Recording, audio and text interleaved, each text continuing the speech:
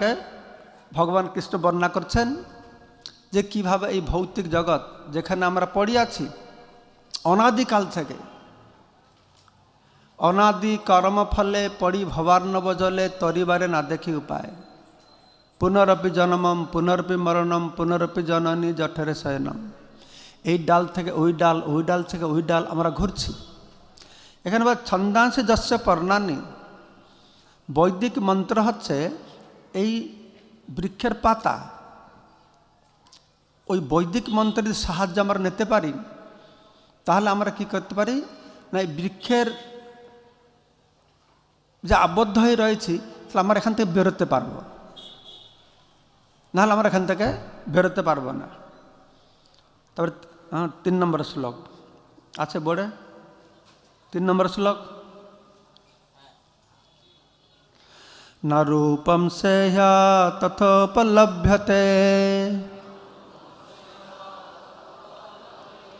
নান্ত চ আদি ন চ সম্প্রতিষ্ঠা, অশ্বত্থমেনম সুবিরীঢ়মূলম অসঙ্গ শস্ত্রেণ দৃঢ়েন চিত্বা। তো আমরা যে এই অস্বস্ಥ বৃক্ষের মধ্যে আবদ্ধ হয়ে রয়েছি, ভৌতিক জগতের প্রতিবিম্ব, তো সেখান থেকে আমরা কী করে বেরোব তার উপায় দেওয়া হয়েছে। তো প্রভুপাদ বলছেন যে আমাদের জীবনের দুঃখটাকে বুঝতে হবে। যে পর্যন্ত আমাদের জীবনের দুঃখটাকে আমরা বুঝতে পারবো না, সেই পর্যন্ত আমরা এই জগৎ থেকে বেরোতে চেষ্টা করব না। আমরা অত মূঢ়, আমরা অত অজ্ঞ যে ভগবান শ্রীকৃষ্ণকে আমাদেরকে জ্ঞান দিতে হচ্ছে যে তোমরা দুঃখ থেকে কী করে নিবৃত্তি পাবো। কিন্তু ভগবান দেখছেন আমি যে তাদের দুঃখ থেকে নিবৃত্তি পাওয়ার উপায়টা বলবো, এরা তো অত মূর্খ যে জীবনের দুঃখটাই পর্যন্ত বুঝতে পারছে না। যদি দুঃখটা না বুঝতে পারে তার নিবৃত্তি পাওয়ার চেষ্টাটা হবে কি করে।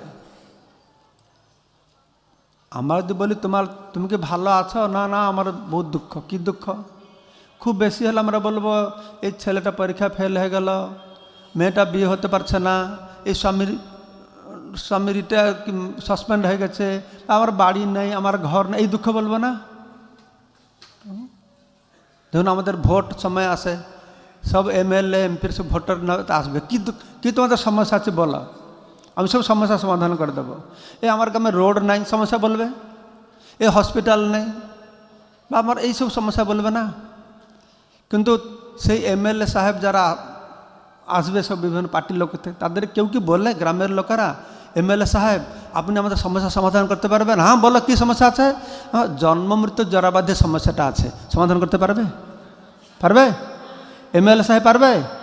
আর এমএলএ সাহেব পারবে কি, ওর তো ভোটের পর দেখা দেবে না, আর আসবে না। এমএলএ সাহেব করবেটা কি? আপনার তো জিজ্ঞাসা, আপনার তো বলবেন না, আপনাকে বলবে। যদি কেউ বলে তোমার সমস্যা কি আমি সমাধান করব, কারোর মুখ থেকে এই জ্ঞানটা হবে কি আমার সমস্যা আছে জন্ম মৃত্যু জরা ব্যাধি, সমস্যা সমাধান করবে? তাই ভগবান শ্রীকৃষ্ণকে ভগবত গীতায় আমাদের জীবনের সমস্যা সমাধান কীরকম হবে সেইটুকু বলেননি, তাকে আমাদের চোখে আঙ্গুলি দিয়ে বলে দিতে হচ্ছে যে তোমার সমস্যাটা আছে এটা, যে জন্ম মৃত্যু জরা ব্যাধি। সেটা আবার কি অনাদি কর্মফল, অনাদিকাল থেকে। তো এই জীবনের লক্ষ্য হওয়া উচিত দুঃখটাকে বুঝা। মানুষের অজ্ঞানতাটা কি সেজন্য বলা আছে এই জন্ম মৃত্যু জরাব্যাধি দুঃখ দর্শন এটাকে জানাকে বলা হচ্ছে জ্ঞান। হচ্ছে জ্ঞান। জ্ঞান মানে কি তোমার দুঃখটাকে জানো, তোমার আসল দুঃখ কি।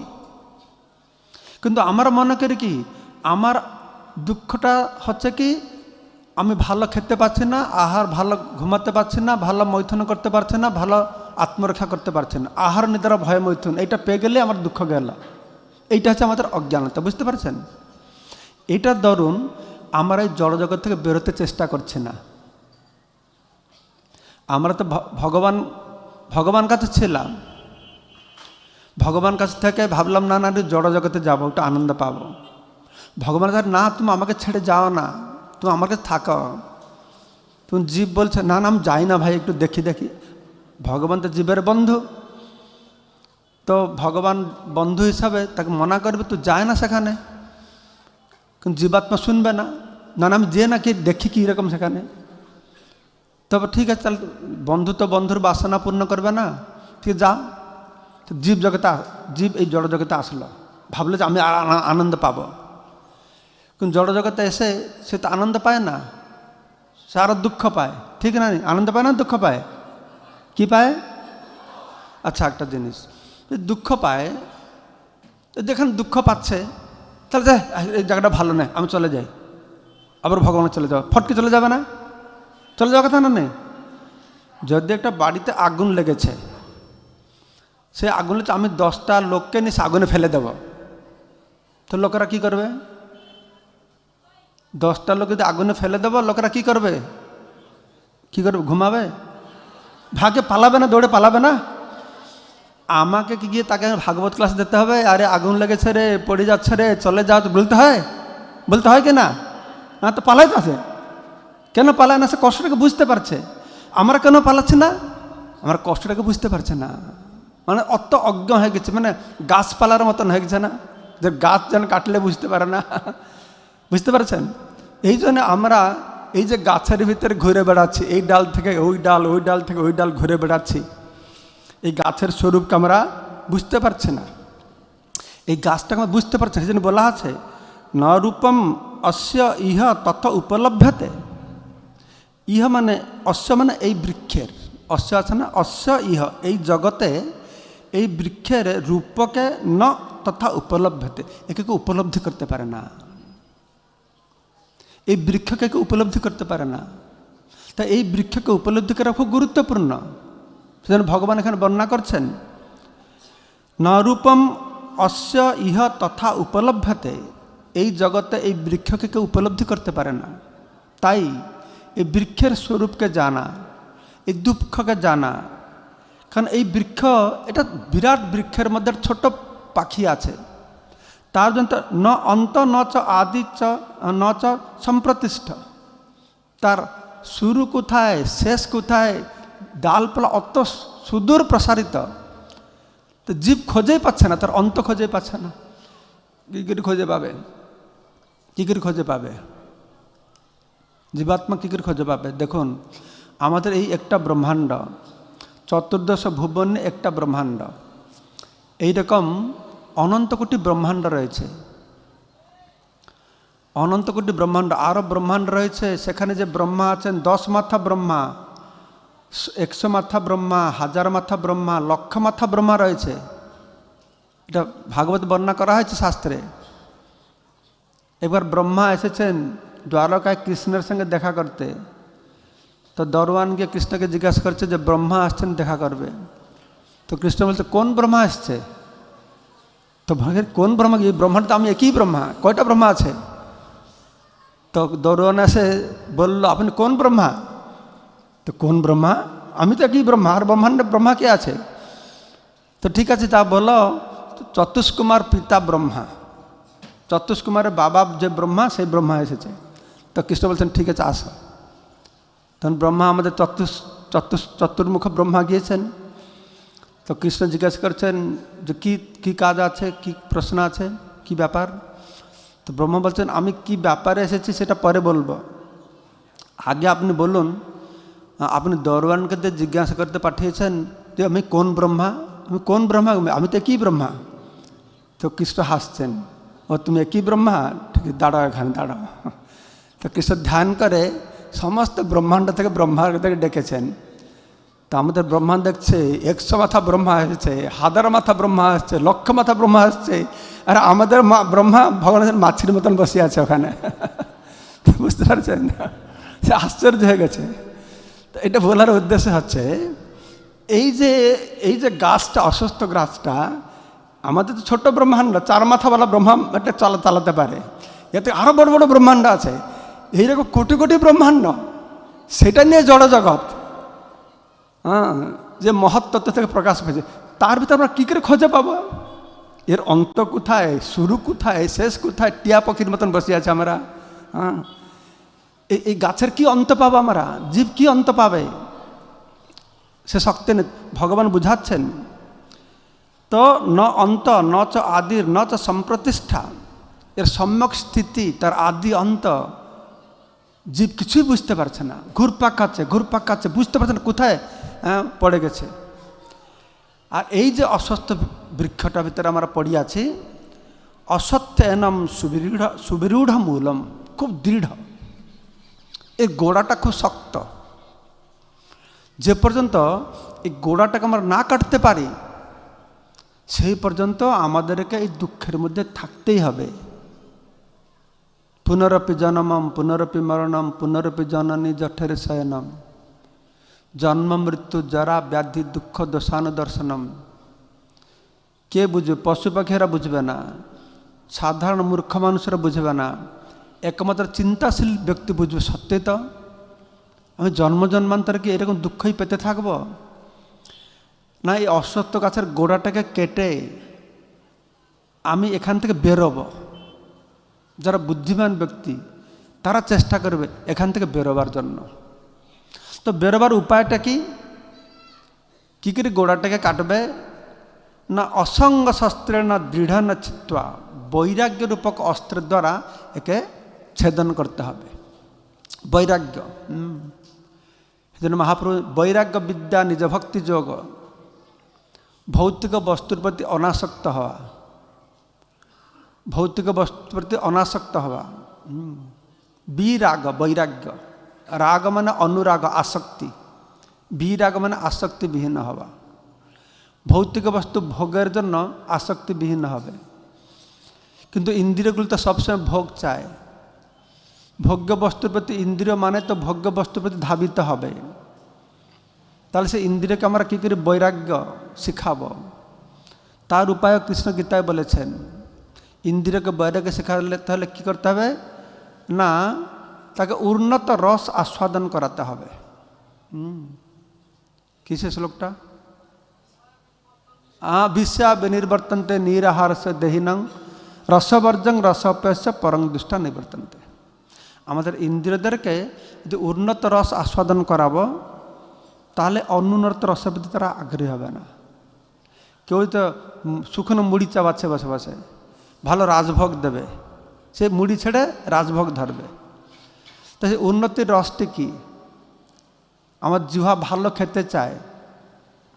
তো বৈরাগ্য মানে কি? আমি আর কোনো ভালো খাবো না, শুধু নিম পাতা খাবো বসে বসে, এই এক রকমের বৈরাগ্য। কিন্তু আমরা এরকম নিম পাতা খাওয়া বৈরাগ্য করি না, আমরা ভালো পনির সবজি খাওয়ার বৈরাগ্য করি, তাই নাকি? আমরা ভালো রান্না করে ভগবানকে নিবেদন করে, তার মধ্যে জোহাতে লোহময় সুদূরমতি তাগাজিতা কঠিন সংসারে, কিন্তু তা সেই অর্ণামৃত পা ভগবান কৃষ্ণের প্রসাদ পেয়ে সে এই বৈরাগ্য, এই যুক্ত বৈরাগ্য করে ভক্তরা অনায়াসে রসবর্জং রসপ্যস পরং দুষ্ট নিবর্তন্তে, এই ইন্দ্রিয় পরম স্বাদ লাভ করে। মুনি ঋষিরা আছে, তারা মৌনব্রত অবলম্বন করে, বৎসর কথা বলে না, কিন্তু এ বৈরাগ্য। কিন্তু ভক্তরা কথা না বলার বৈরাগ্য করে না, তার বেশি কথা বলে। কি কথা বেশি বলে? বেশি কৃষ্ণ কথা বলে। তো ভগবান ভক্তরা কি করে না, এইরকম অসঙ্গ শস্ত্র না দৃঢ় চিত্তা, কোনো বিষয়ের প্রতি এটা আমার ভোগ্য বস্তু এইরকম মনে করে তারা সঙ্গ করে না। এটা ভগবানের ভোগ্য, আমি ভগবানের প্রসাদ সেবা করব। আমাদের ইন্দ্রিয়গুলিকে হৃষিকা না হৃষিকা সেবনং ভক্তির উচ্চতে, এই ইন্দ্রিয়গুলিকে বিষয়ের দিকে ধাবিত না করে ভগবানের সেবায় আমরা লাগাবো, বাস ঠিক হয়ে যাবে। এটা হচ্ছে বৈরাগ্য। এই চক্ষু ইন্দ্রিয় দিয়ে আমরা সিনেমা দেখছি, টিভি দেখছি, ক্রিকেট দেখছি, তো বৈরাগ্য কীরকম করব? না, কিছু দেখব না। আর কিছু না দেখে থাকতে পারবে না, তো কিছু দেখতে তো হবে। এটা বোতলে জল ভরা আছে, যদি আমি জলগুলো ফেলে দেব, তাহলে বোতলটা কি হবে? কি হবে? খালি হবে না, হাওয়া ঢুকে যাবে। বোতল কখনই খালি হবে না। ইন্দ্রিয় মন কখনই খালি থাকবে না। তো আমরা কি করব? সব সময় আমরা চোখ দেখতে চাই, চোখ দেখবে, ক্রিকেট দেখবে, সিনেমা দেখবে। এই আজকাল দেখুন আমাদের কি স্মার্টফোন হয়ে গেছে, দেখার কোনো অভাব নেই। সব জায়গায় লোক দেখছে, সব জায়গায় দেখছে, সব জায়গায় দেখছে। কিন্তু আমাদের বৈরাগ্যটা কি? আমরা ভগবানের লীলা দর্শন করব, রাধা মাধবের দর্শন করব, এই সুন্দর রূপের মাধুর্যকে আস্বাদন করব। এই ভগবানের রূপের মাধুর্যকে আস্বাদন করে এইরকম বৈরাগ্য কৃষ্ণ প্রসাদ পাব। সুন্দর ভগবানের চরণ তুলসী ফুল ঘ্রাণ করব, ভগবান হাত দিয়ে ভগবান চরণ স্পর্শ করব, ভক্তদেরকে আলিঙ্গন করব। এই হচ্ছে বৈরাগ্য। তো অসঙ্গ শস্ত্রেণ দৃঢ় চিত্বা, তো এইভাবে বৈরাগ্য রূপক অস্ত্র দ্বারা কী করতে হবে? এই গাছের গোড়াটাকে কাটতে হবে। ঠিক আছে? তো কৃষ্ণ ভগবান আমরা যে উল্টো বৃক্ষের মধ্যে এই ভৌতিক জগতে পড়িয়ে আছে তার কথা বর্ণনা করে তা গোড়া কাটার কথা বলছেন, যে বৈরাগ্য এইভাবে বৈরাগ্য করতে হবে। ইন্দ্রিয়দেরকে ভোগের দিকে না লাগিয়ে ভগবানকে সেবার দিকে লাগতে হবে। ভগবত সেবা, তন মন্দির মার্জনা দাও, হাতকে ভগবানের মন্দির মার্জনায় লাগাবো, চক্ষুকে ভগবানকে দর্শন করতে লাগাবো, কর্ণনাসিকাকে তার তুলসী ঘ্রাণ করতে লাগাবো, চরণ যুগলকে তার ধাম পরিক্রমায় লাগাবো। বা সিম্পল প্রসেস। অম্বরীশ মহারাজ তার শরীর প্রত্যেকটি অঙ্গকে এভাবে ভগবানের সেবায় লাগিয়েছিলেন। তো যখন এই গোড়াটা কাটা হয়ে যাবে তখন কি হবে? 4 নম্বর শ্লোক, রেডি? দেখুন 4 নম্বর শ্লোকটা। ততঃ পদম তৎ পরিমার্গিতব্যম, ততঃ পদম তৎ পরিমার্গিতব্যম, যস্মিন গতা ন নিবর্তন্তি ভূয়, যস্মিন গতা ন নিবর্তন্তি ভূয়, তমেব চাদ্যম পুরুষম প্রপদ্যে, তমেব চাদ্যম পুরুষম প্রপদ্যে, যতঃ প্রবৃত্তি প্রসূতা পুরাণী, যতঃ প্রবৃত্তি প্রসূতা পুরাণী। তো ভগবান ততঃ মানে তারপরে এই অসঙ্গ শস্ত্রেণ দৃঢ় চিত্বা, ভৌতিক বস্তুর সঙ্গকে পরিত্যাগ করে এই পরিত্যাগ রূপক অস্ত্র দ্বারা সে গাছের গোড়াটা কাটার পরে ততঃ পদম তৎ পরিমার্গিতব্যম, তৎপদম মানে সেই স্থানের পরিমার্গিতব্যম অন্বেষণ করতে হবে। আমরা যেখানে আছি আরেকটা জায়গা রয়েছে, তার অন্বেষণ করতে হবে। সেই জায়গাটি কীরকম জায়গা? যস্মিন কথা ন নিবর্তন্তি ভূয়, যেখানে গেলে ন নিবর্তন্তি ভূয়, ভূয় মানে পুনর্বার, এখানে আর আসতে হবে না। ন নিবর্তন্তি ভূয়। আমরা শুনেছি যে যদি আমরা ভালো কর্ম করি, শুভ কর্ম করি, পুণ্যকর্ম করি, দেবাদেবীদেরকে পূজা করি, আমরা দেবলোকে যাব। কিন্তু সেখানে গিয়ে ক্ষীণে পুণ্যে মর্তলোকে বেশি আবার চলে আসতে হবে।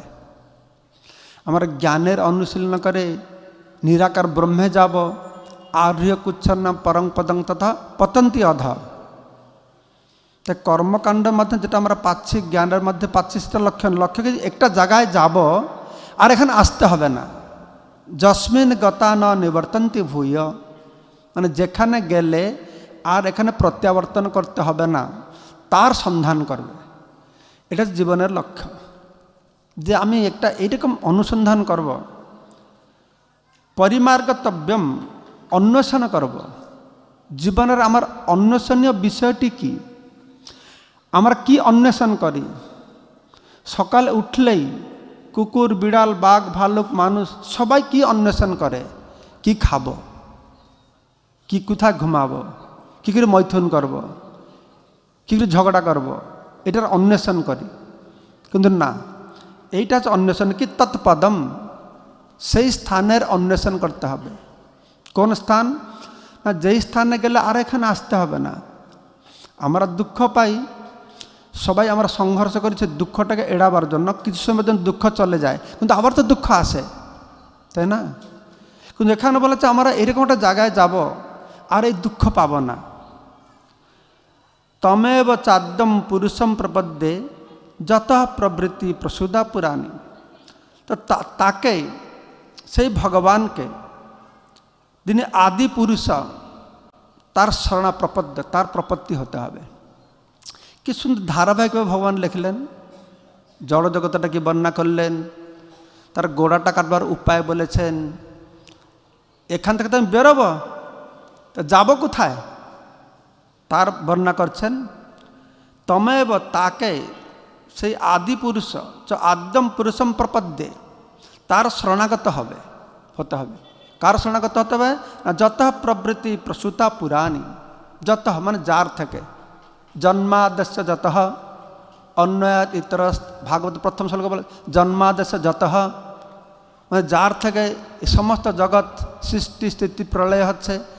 যত প্রবৃত্তি আর প্রসূতা, যার থেকে প্রবর্তিত হয়েছে আর প্রসারিত হচ্ছে এই জগৎ। কবে থেকে? না পুরাণী, সে অবিস্মরণীয় কাল থেকে। মানে সে বুঝাচ্ছে যে সব কিছুর পিছনে একটা গোড়া কারণ রয়েছে, তার কাছে আমাদের প্রপত্তি করতে হবে। খুব সুন্দর আর সরল ভাষা। এখানে আমাদের বড় পণ্ডিত হতে হবে না, শাস্ত্রজ্ঞ হতে হবে না, সাধারণভাবে ভগবান বুঝিয়ে দিয়েছেন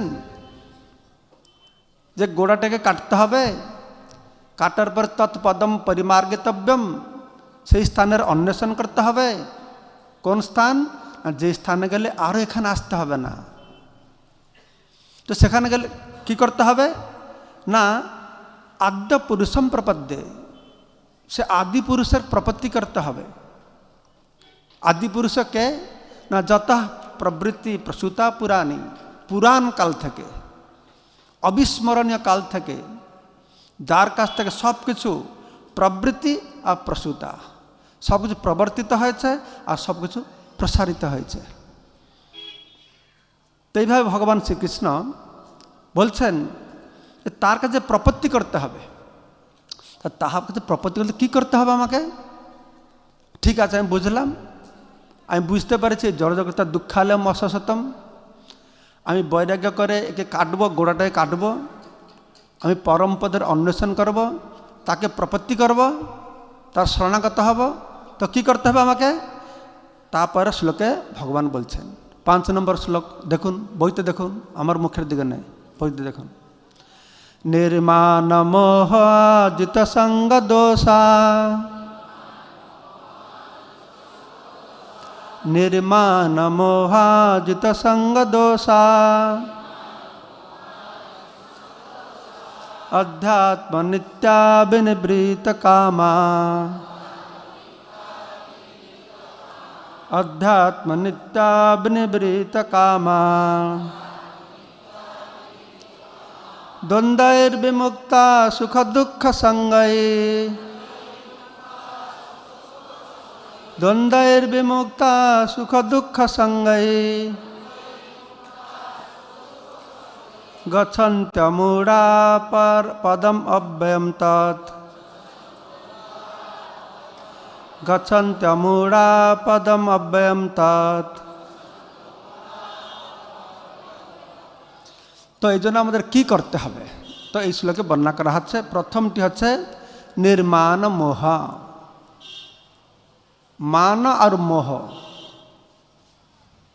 কে শেষ করতে হবে, শূন্য হতে। নির্মাণ, মান মানে অভিমান, অভিমান, এই অভিমানকে পরিত্যাগ করতে হবে, মোহকে পরিত্যাগ করতে হবে। নির্মাণ, নির্মোহ, অভিমান শূন্য হতে হবে, মোহ শূন্য হতে হবে। জিতসঙ্গ দোষা, সঙ্গজনিত দোষ থেকে মুক্ত হতে হবে। তত দুঃসঙ্গ উৎসৃজ্য সজ্জেত সচ্চেত বুদ্ধিমান। যে বুদ্ধিমান ব্যক্তি কী করবে না দুঃসঙ্গ পরিত্যাগ করবে। সত্যেষু সজ্জতে বুদ্ধিমান, সবসময় সৎসঙ্গ করবে, দুঃসঙ্গ করবে না। জিতসঙ্গ দোষ, সঙ্গ দোষ, আমাদের ইন্দ্রিয়ের বিষয়ের সঙ্গে যে সঙ্গ হচ্ছে, ভোগের বাসনা, সেই সঙ্গ থেকে মুক্ত হতে হবে। আর সবসময় বিচার পরায়ণ হতে হবে, সব কিছু বিচার করতে হবে, নিত্য বিচার পরায়ণ। আধ্যাত্ম নিত্য নিত্য বিচার পরায়ণ কি আধ্যাত্মিক জ্ঞান, আধ্যাত্মিক পারমার্থিক বিচার করে। এটা পারমার্থিক বিচার, এটা জাগতিক বিচার। পারমার্থিক বিচার করতে হবে বিনিবৃত্ত কাম, কাম থেকে মুক্ত হতে হবে। কাম মানে কি? কাম মানে কামনা বাসনা, কাম মানে কামনা বাসনা, ইন্দ্রিয় ভোগের যে কামনা বাসনা, সেখান থেকে বর্জিত হতে হবে। আধ্যাত্ম নিত্যা বিনিবৃত কামহা, এই কামনা বাসনা থেকে মুক্ত হতে হবে। তো আমি কামনা বাসনা থেকে কী করে মুক্ত হবে তার উপায়টি আগে বললাম। ভগবান কৃষ্ণ বলেছেন যে কামনা বাসনা কখনোই মুক্ত হতে পারবে না। সেজন্য কী করতে হবে?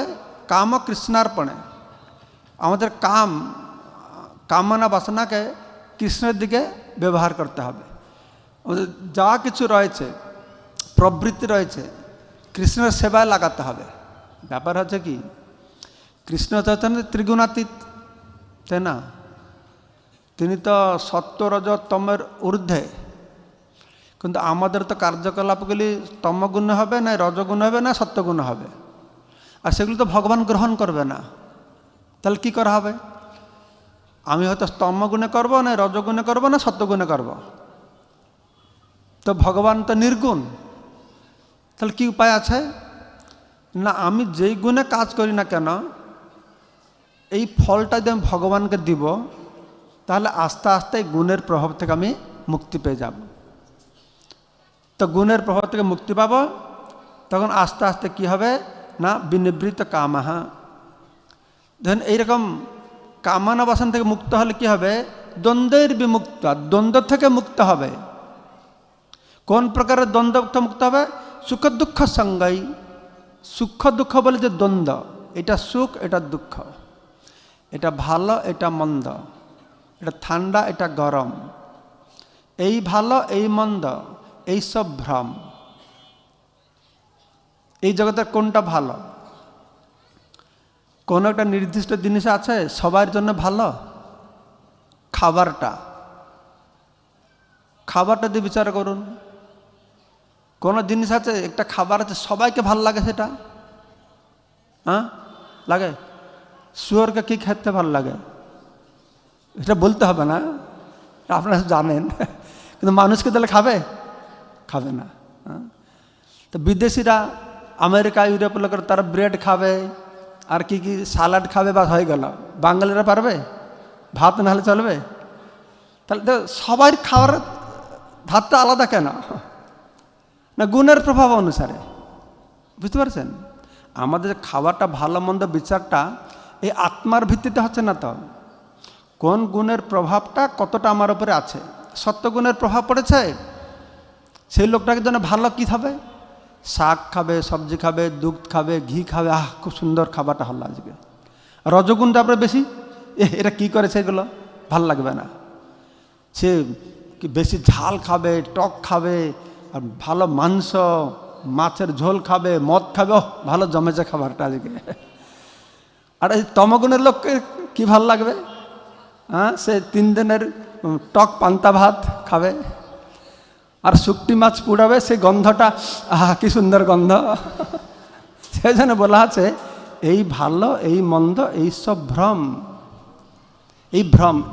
এই বলছে এটাকে দ্বন্দ্ব, সুখ দুঃখ দ্বন্দ্ব।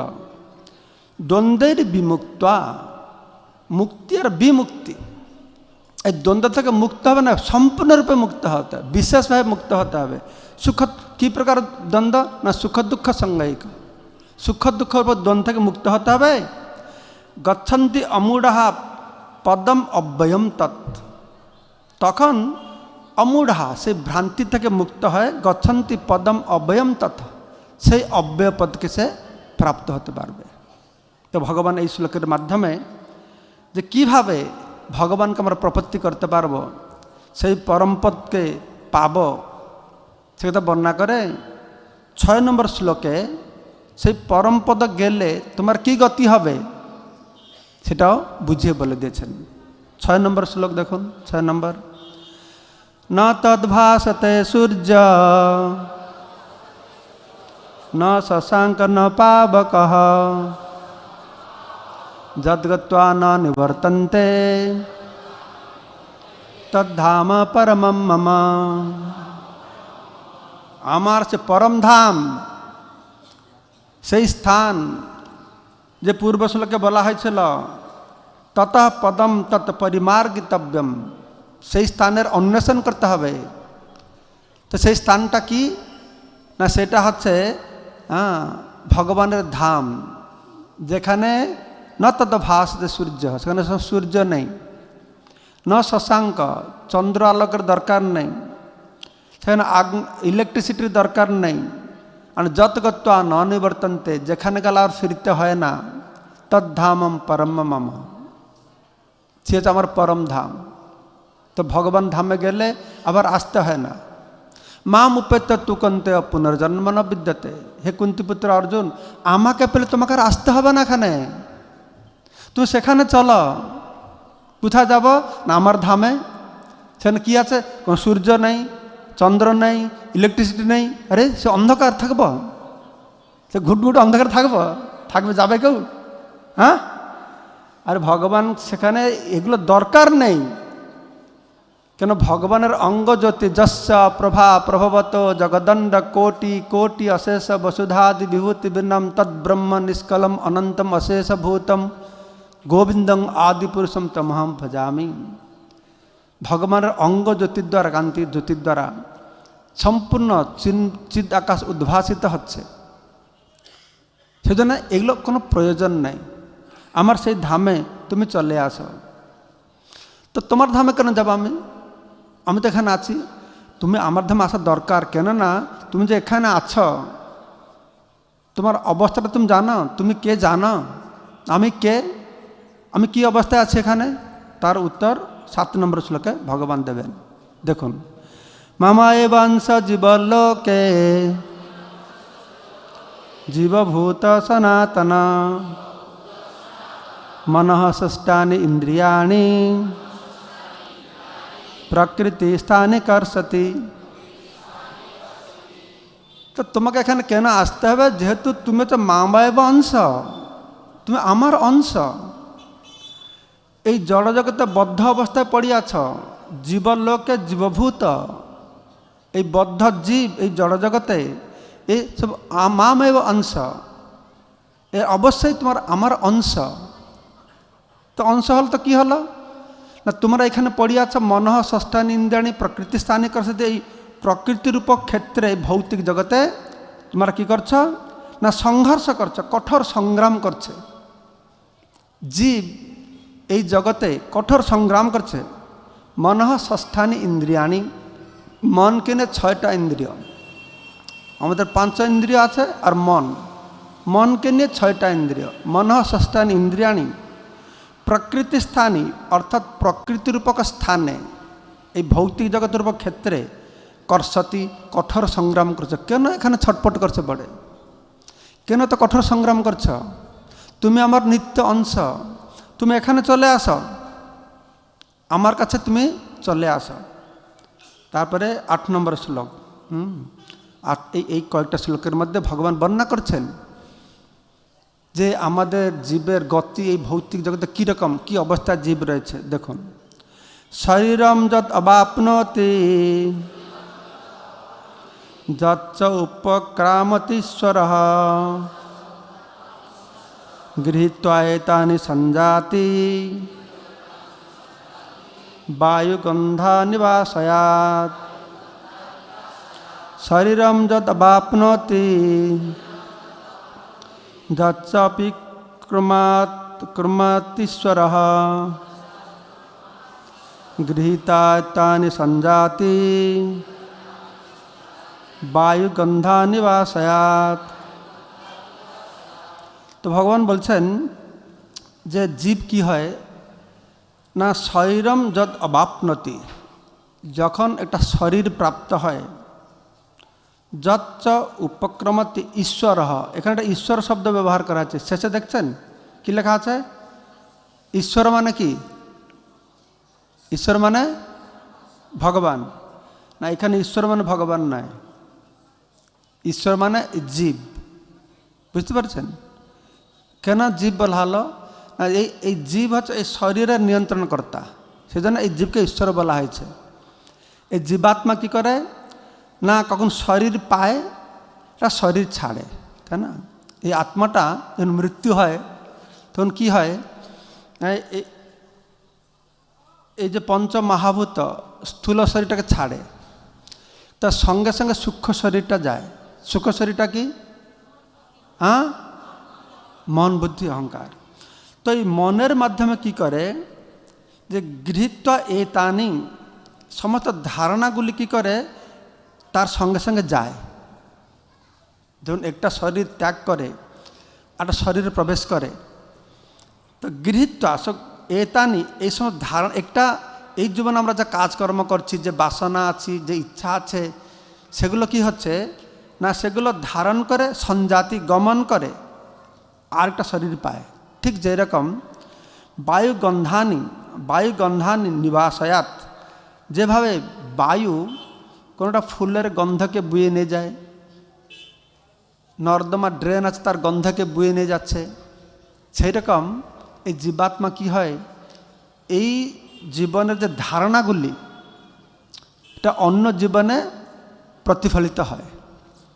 তো এই জীবনে যেমন দৃষ্টান্তস্বরূপ আমার ধারণা ভিতরে কেউ উঠে চায় সারা জীবন সে মাছ খাবে, মাংস খাবে, তো মন সবসময় চাইছে, তো মৃত্যুর সময় চিন্তা করছে ওহ একটু চিকেন স্যুপ হলে কি ভালো হতো, চিন্তা করছে।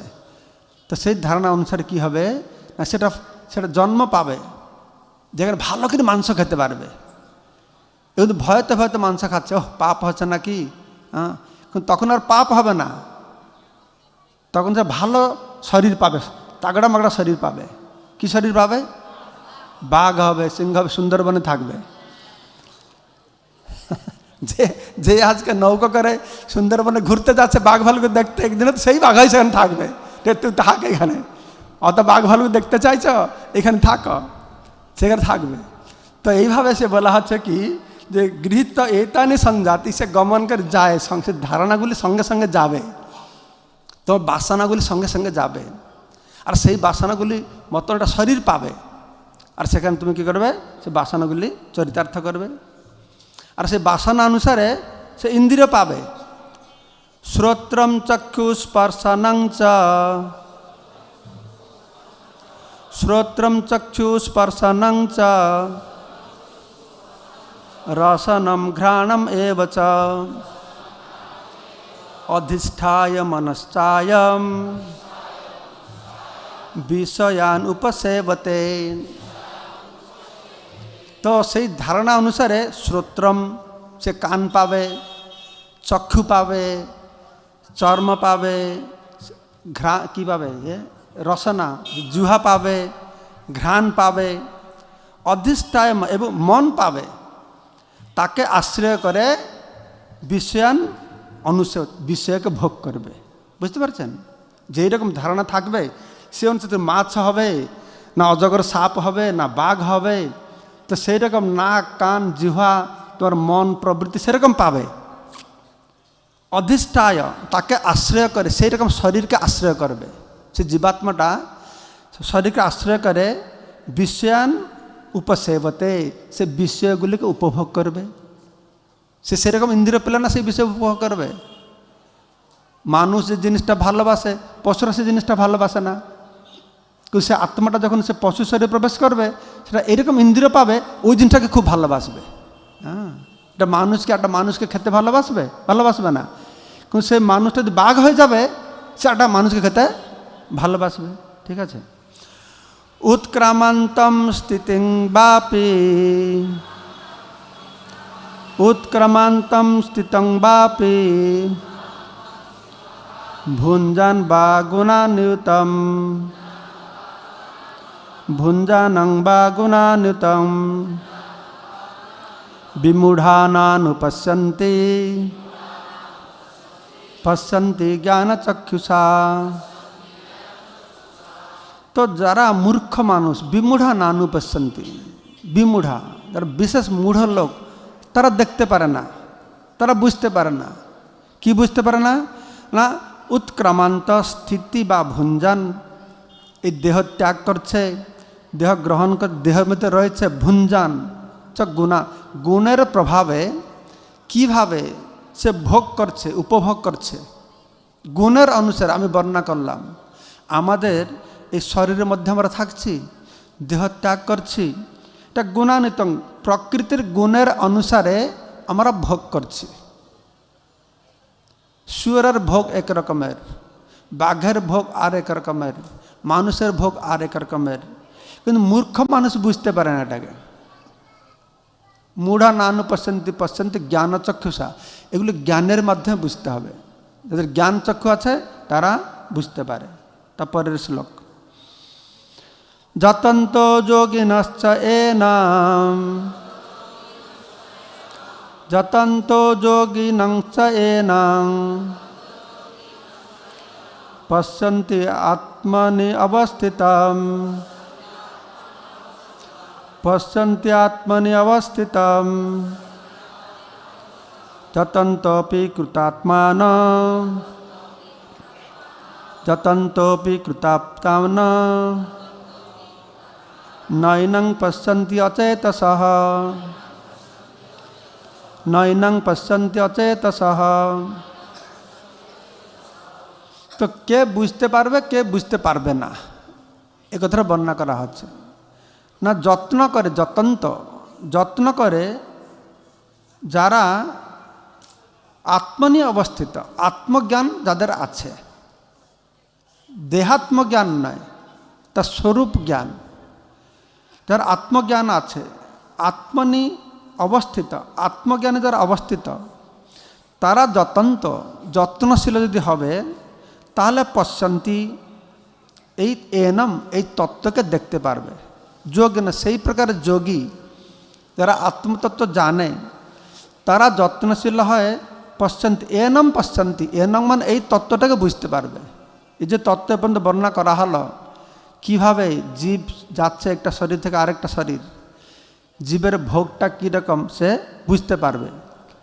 কিন্তু যারা অচেতসহ, অবিবেকী মানুষ, যারা আত্মতত্ত্ব জ্ঞান রহিত, তারা যতন্তপি, তারা যত্ন করলেও, চেষ্টা করলেও নৈনং পশ্যন্তি, চেষ্টা করেও একে দেখতে পারবে না, চেষ্টা করেও একে বুঝতে পারবে না। তো এরকম ভগবান শ্রীকৃষ্ণ আর একটা বিষয়ে আলোচনা করে, তো নিজের কথা বলছেন। এখনো জীবের অবস্থাটা বলল, আর জীবের কি গতি হচ্ছে আর ভালো কি বর্ণনা করেছেন। তখন নিজের কথা বলছেন 12 নম্বর শ্লোকে, দেখুন, কাগজ দেখুন। যদা আদিত্যগতম তেজ জগৎ ভাসয়তে অখিলম, জগৎ ভাসয়তে অখিলম যচ্চন্দ্রমসি যচ্চাগ্নৌ তত্তেজো বিদ্ধি মামকম, তত্তেজো বিদ্ধি মামকম। এখন ভগবান তার বিভূতির কথা একটু বর্ণনা করে বলছেন যে জীবের এই গতি, কিন্তু এই জগতের স্বরূপটা একটু আরও ভালো করে বর্ণনা করছেন। যদা আদিত্যগতম তেজ, আদিত্যগতম মানে এই সূর্যের মধ্যে যে তেজ, যে জ্যোতি রয়েছে, যে জ্যোতির দ্বারা জগৎ ভাসয়তে অখিলম, মানে সমস্ত জগৎ উদ্ভাসিত হচ্ছে। জগৎ ভাসয়তে, সমস্ত জগৎ উদ্ভাসিত হচ্ছে যে জ্যোতির দ্বারা, সূর্যের জ্যোতির দ্বারা। যৎ চন্দ্রমসি, চন্দ্রের জ্যোতির দ্বারা। যচ্চ আগ্নৌ, অগ্নির জ্যোতির দ্বারা। তত্তেজ বিদ্ধি মামকম, এসব আমার জ্যোতি। এই সূর্য, চন্দ্র, অগ্নিগুলো সব আমার জ্যোতি, আমার থেকে জ্যোতি পেয়েছে। সূর্য আমার থেকে জ্যোতি পেয়েছে। আমাকে একজনকে বলছিলেন যে কোথাও বর্ণনা করা হয়েছে যে আধ্যাত্মিক জগতে সেখানে যে জ্যোতি, ভগবানের সাথে জ্যোতি বেরোয়, সেটা অত জ্যোতির্ময়, ভালো করে শুন, অত জ্যোতির্ময়। আমাদের এই অনন্ত কোটি ব্রহ্মাণ্ডে যত সূর্য আছে, এই সমস্ত সূর্যের আলোককে যদি একজুট করা হয়, তাহলে ব্রহ্মজ্যোতিটা স্ফুলিঙ্গ, ভল্লজ্যোতিটা স্ফুলিঙ্গ হচ্ছে সমস্ত সূর্যের জ্যোতির সঙ্গে সমান। তাহলে ভগবান কৃষ্ণ কত জ্যোতির্ময়, কত তেজস্বী, কত তেজ বুঝতে হবে। তো এখানে বুঝাচ্ছেন অগ্নি, চন্দ্র, সূর্য তেজ, বৃদ্ধি মামাকম, এটা আমার তেজ, আমার থেকে আসছে। আর ভগবান কাছ থেকে কি আসছে না, গাম আবিশ, নেক্সট শ্লোক 13 নম্বর, গামাবিশ্য চ ভূতানি, গামাবিশ্য চ ভূতানি ধারয়ামি অহম ওজসা, ধারয়ামি অহম ওজসা, পুষ্পামি চৌষধি সর্বা, পুষ্পামি চৌষধি সর্বা, সোম ভূত্বা রসাত্মকঃ, সোম ভূত্বা রসাত্মকঃ। পৃথিবী তো হয়ে গেল, সৃষ্টি তো হয়ে গেল, কিন্তু সৃষ্টি হলেও কিছু হবে না। সৃষ্টি তত্ত্বতে বর্ণনা করা হচ্ছে এই সমস্ত অনুপরমাণুগুলো সৃষ্টি হয়, ক্ষিতি অপ তেজ সৃষ্টি হবে, কিন্তু সৃষ্টির পরে তার একজুট হবে না, একসঙ্গে হলে না একটা রূপ আসবে, নাহলে রূপ আসবে কি করে? তার মধ্যে ভগবান কাল রূপে প্রবেশ করবে। কাল আর কালী, কালী মাকে পূজা করে না আপনারা বাঙালিরা, ওই কাল কালী।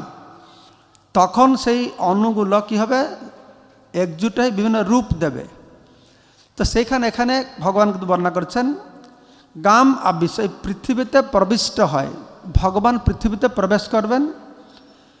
তো সমস্ত ভূতানি, সমস্ত জীবকে ধারয়ামি অহম ওজসা, মানে আমার শক্তির দ্বারা আমি সব কিছু জীবকে ধারণ করে রেখেছি।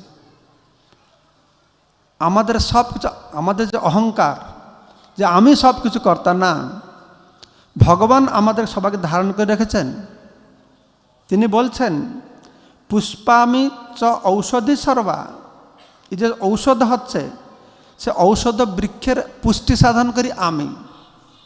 যত ঔষধ হচ্ছে গাছ গাছলা থেকে, তো তার পুষ্টি সাধনা কীভাবে ভগবান করেন। কিভাবে ভগবান করেন? সোমভূত্ব রসাত্মক, সোম মানে চন্দ্র, চন্দ্র রূপে, চন্দ্র থেকে রস আসে, বুঝতে পারছেন? এই যে জঙ্গল হচ্ছে, গাছ হচ্ছে, তার রাজা আছেন চন্দ্র, সোম। তো চন্দ্র কিরণ থেকে এই গাছ গাছলায় রস আসে, মাটি থেকে টেস্ট স্বাদ আসে, আর সেখান থেকে কি হয় না ঔষধ হয়। তো ভগবান বলছেন চন্দ্র রূপে আমি রসাত্মক হয়, এই সমস্ত ঔষধের গাছ গাছলাকে আমি পুষ্টি সাধন করি। আর ভগবান কি করেন?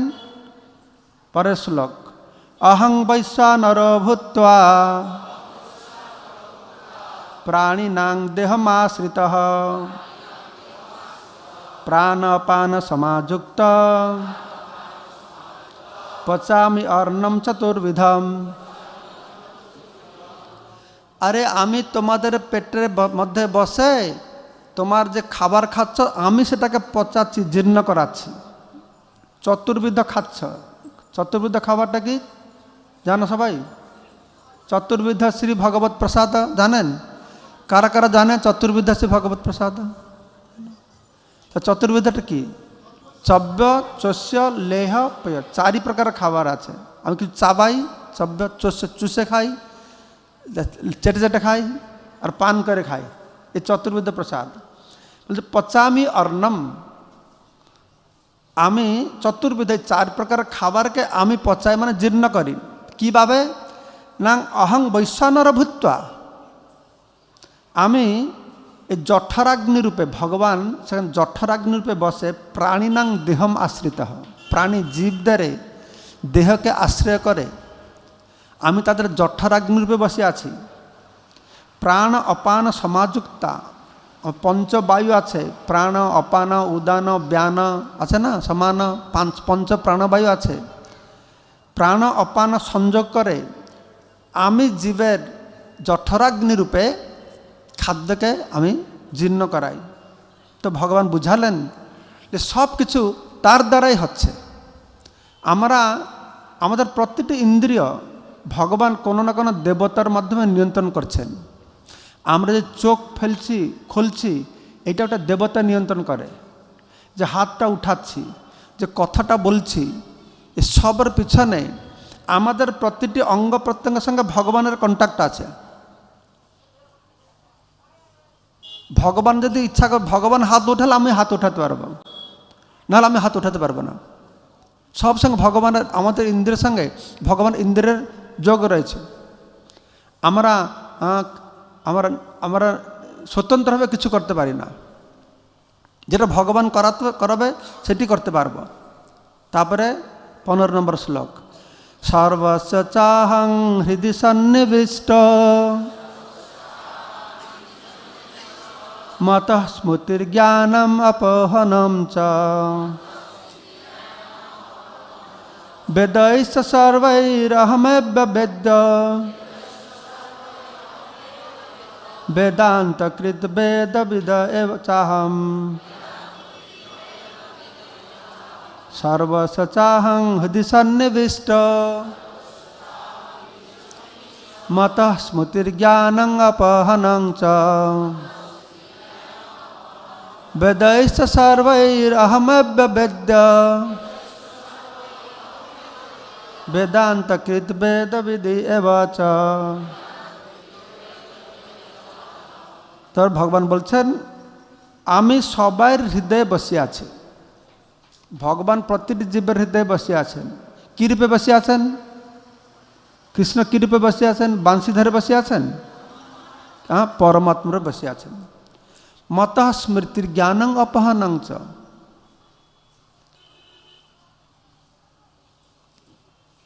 আমরা ফ্লাইট ধরতে যাচ্ছি, যে ঘর থেকে ফ্লাইট টিকিটটা নিয়ে যেতে হবে, এই যে স্মৃতিটা আমাদের আসছে, এটা আসছে পরমাত্মা থেকে। মানুষ কখন ভুলে যায়, কখন মনে পড়ে যায়, কে মনে করে দে? হ্যাঁ, ভগবান মনে করে দে, ভগবান ভুলিয়ে দে। আর ভক্তদের জন্য ভালো ভালো কথা মনে করে দেবে, খারাপ কথা ভুলিয়ে দেবে। অভক্তের জন্য ভালো কথাটা ভুলিয়ে দেবে, খারাপ কথাটা মনে করে দেবে। বুঝতে পারছেন? তো মতা স্মৃতির জ্ঞানম অপহনং চ। এখান এটা পড়লে আমরা বুঝতে পারি যে আমার কত অসহায়, কর পর নির্ভরতা, ভগবান দ্বারা সম্পূর্ণ নিয়ন্ত্রিত। কিন্তু অহংকার অবস্থা, আমি কর্তা, আমি সব করেছি, আমার প্রভাবেই সব কিছু, কত মিথ্যা অহংকার। ভগবান বলছে না, এগুলো আমি করাচ্ছি, তোমাকে আমি মনে করে দিচ্ছি। তোমার জঠরাগ্নি আমি তোমাকে খাওয়াটা জীর্ণ করাচ্ছি, ঔষধিতে আমি তার শক্তি দিচ্ছি, আমি পৃথিবীতে প্রবেশ করে সব জীবকে আমি ধারণ করে রেখেছি। কত সুন্দর জ্ঞান হ্যাঁ ভগবান দিয়েছেন। তো বেदैश्च सर्वैर अहमेव वेद्य, সমস্ত বেদের জ্ঞান্তব্য বিষয় হচ্ছে আমি। কিন্তু লোকেরা এটা না বুঝে বেদের কর্মকাণ্ডকে ধরে রাখে, কর্মকাণ্ডকে প্রতি বেশি আসক্ত হয়ে থাকে। আর ভগবান কৃষ্ণকে বুঝতে চায় না। সমস্ত বেদের জ্ঞান্তব্য বিষয় হচ্ছেন ভগবান। বেদান্তকৃত বেদবিদ এব চহং, আমি বেদান্ত কর্তা, আমি বেদবিদ, আমি বেদ জানি, আমি বেদান্ত কর্তা। তো ভগবান এইভাবে তার স্বরূপ বর্ণনা করেছেন এক রকমের। তো এখন 16 নম্বর শ্লোক থেকে ভগবান এটা গুরুত্বপূর্ণ বিষয় শুনবেন, এই জীবাত্মার সম্পর্কে বর্ণনা করেছেন যে তিনি কিভাবে জীব থেকে শ্রেষ্ঠ।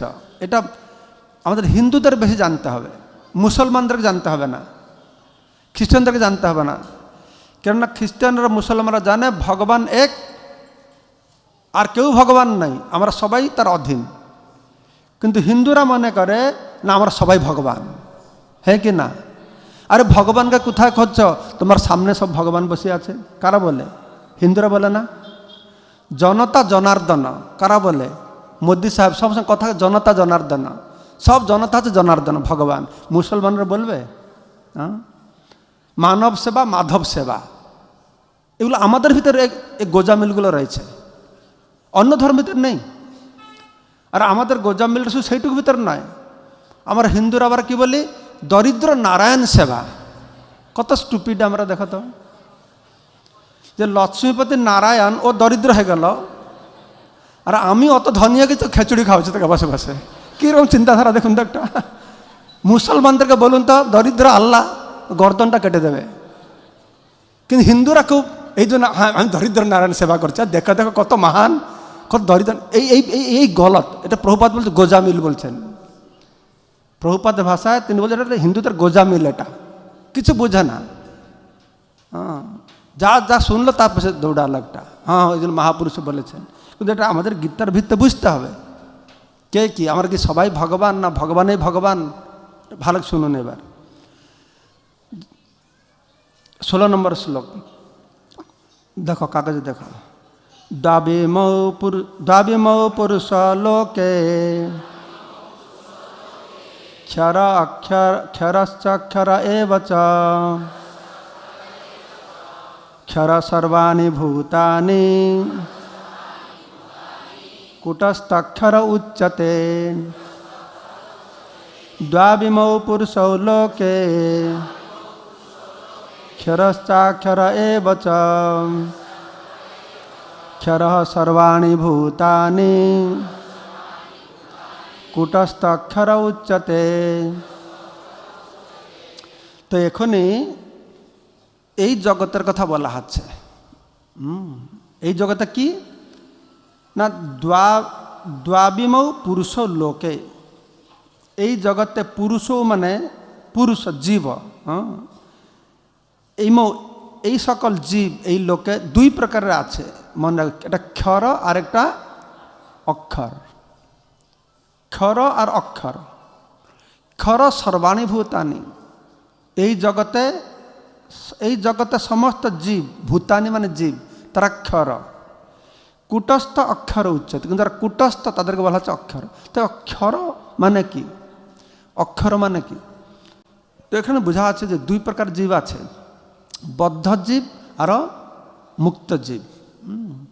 একরকম যে ক্ষর, তারা ভ্রান্ত, তারা ভুলে যায়। আর এটা হচ্ছে অক্ষর, তারা কোনোদিন ভ্রান্ত নয়, তারা কোনোদিন ভুলে না। ক্ষর মানে ভগবান থেকে বিচ্যুতি হয়, অক্ষর মানে ভগবান থেকে বিচ্যুতি হয় না। কুটস্থ মানে সে ভগবানের সঙ্গে একাত্ম হয়ে রয়েছে, বলে কুটস্থ, তারা হচ্ছে অক্ষর, তারা হচ্ছে মুক্ত জীব। আর আমরা বদ্ধ জীব, আমার হচ্ছে ক্ষর। এই জড়জগতে ভ্রম, আমাদের ভ্রম রয়েছে। আমরা ক্ষর মানে ভ্রম আছে, অক্ষর মানে ভ্রম নেই। আমরা ক্ষর, আমরা ভগবানকে ভুলে গিয়েছি। আমরা ক্ষর, ভগবানকে পরিত্যাগ করেছি। অক্ষর মানে না, ভগবানের সঙ্গে যুক্ত রয়েছে। তো এই জগতে কেউ ক্ষর আছে, কেউ অক্ষর আছে, ঠিক আছে? কেউ বদ্ধ আছে, কেউ মুক্ত আছে, দুই প্রকারের জীব আছে, ঠিক আছে? তারপরে 17 নম্বর শ্লোকে বলছেন, উত্তমঃ পুরুষস্তু অন্য परम आत्मा इति उदाहृतः जो लोकत्रयम् आविश्य बिभर्त्यव्यश्वरः उत्तमः पुरुषस्तु अन्न परमात्मा इति उदाहृतः जो लोकत्रयम् आविश्य बिभर्त्यव्यश्वरः। তো উত্তম পুরুষস্তু অন্য, এই দুটো জীব থেকে আরেকটা উত্তম আছে, যেই জীব সেই শিব নয়। শিব হচ্ছে এই দুই প্রকার জীব থেকে আরো উপরে।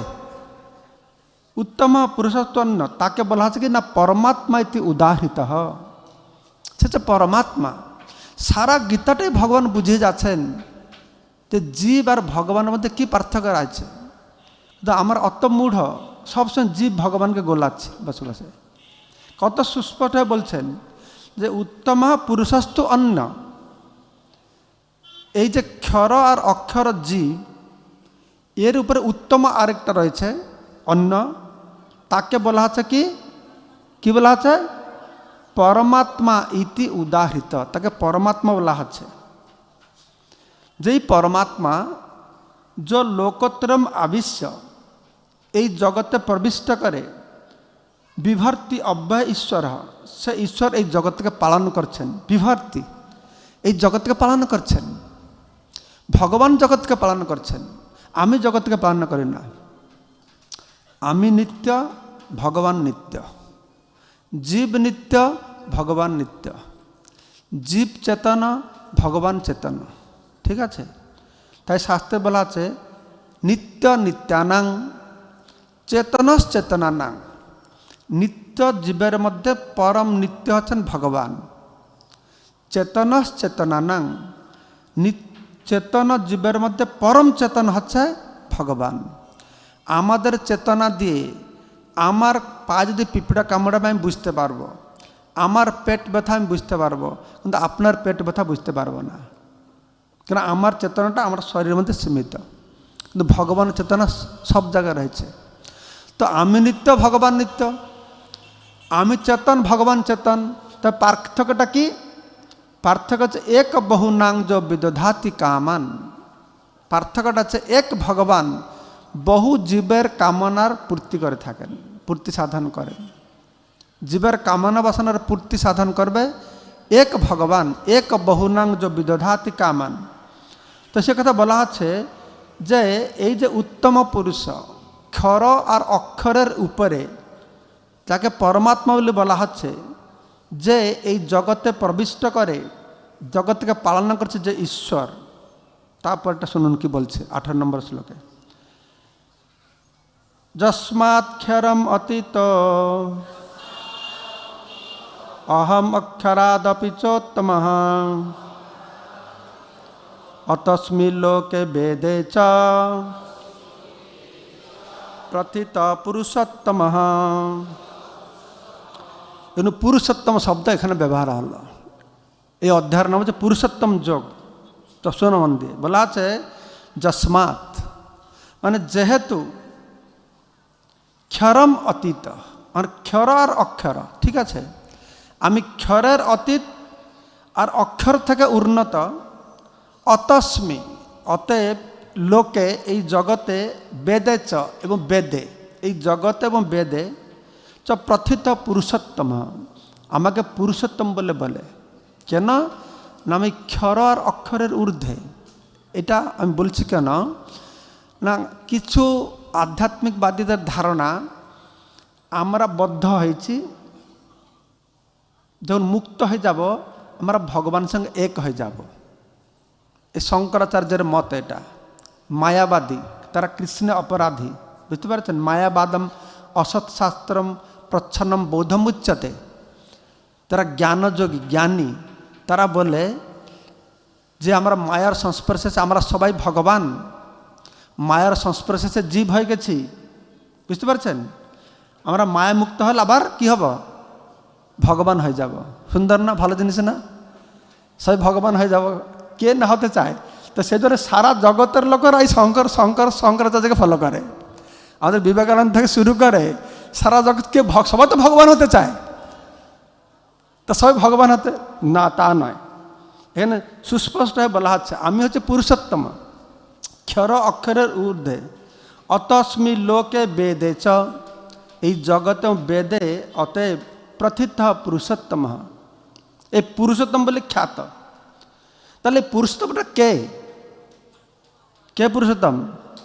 আপনি পুরুষোত্তম না ভক্তি পুরুষোত্তম? আমি? কে পুরুষোত্তম? এইবার শোনাও কে পুরুষোত্তম। এবার আমাদের চোখে অঙ্গুলি ভগবান কৃষ্ণ কত সুস্পষ্ট করে বুঝাবে আমাদেরকে, সেটা বলে দিয়েছেন। ভগবানকে বলল, ভগবান বলছেন ক্ষর অক্ষর দুটো জীব আছে, তার উপরে হচ্ছে পরমাত্মা। এই পরমাত্মা যে পুরুষোত্তম, এই পুরুষোত্তমটা কে? এবার শোনো ভালো করে। 19 নম্বর শ্লোক। যো মাম এবম অসম্মূঢ় জানাতি পুরুষোত্তমম সর্ববিদ ভজতি মাং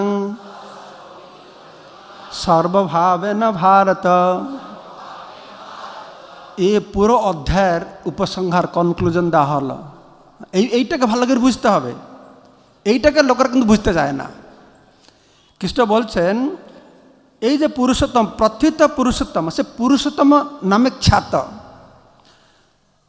সে পুরুষোত্তমটা কে? जो मांग एवं असमूढ़ জানাতি পুরুষোত্তম। जो मांग মানে আমাকে, আমাকে মানে কাকে? কৃষ্ণকে। কৃষ্ণ অর্জুনকে বলছেন जो मांग জানাতি পুরুষোত্তম, আমাকে যে অসম্মূঢ় মানে নিঃসন্দেহ, কোনো সন্দেহ নেই। কৃষ্ণস্তু ভগবান স্বয়ং, কৃষ্ণই পুরুষোত্তম, পরম ব্রহ্ম, পরম ধামম, পবিত্রম, পরমম ভবান। অর্জুন জানতে পারল, অর্জুন বলল পরম ব্রহ্ম, কৃষ্ণ পরম ব্রহ্ম। তো কৃষ্ণ এখানে নিজে বলছেন যে মাম এব মানে আমাকে, অসম্মূঢ় কোনো সন্দেহ নাই, নিঃসন্দেহে জানাতি পুরুষোত্তমম, পুরুষোত্তম বলে জানে। স সর্ববিদ, সে সব কিছু জানে। বিদ মানে জানা, যে আমাকে পুরুষোত্তম বলে জানে সে সব কিছু জানে। জানলে তো হবে না, ভজতি মাং সর্বভাবে না। আমি জানি কৃষ্ণ পুরুষোত্তম, তা কি হলো? তো তার ভজনা করো। ভজতি সর্বভাবে না, সর্বতভাবে, একটু আধটুকু করে নেয়, সকালে একটু সন্ধ্যা একটু নেয়, সব সময় সর্বতভাবে।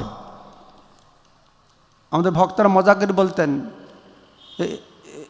অগরবতীকে ইনসেন্স বলে, ইনসেন্স অগরবতী। হ্যাঁ, যে মর্নিং টু ইনসেন্স মানে সকালে দুটো অগরবতী ঘোরা, ইভিনিং টু ইনসেন্স সন্ধ্যা দুটো অগরবতী ঘোরা।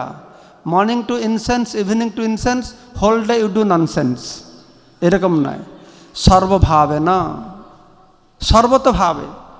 ভজতিমাং সর্বভাবেন ভারত। হে ভরত বংশজ অর্জুন, কত সুন্দর কনক্লুশনটা, কত সুস্পষ্ট।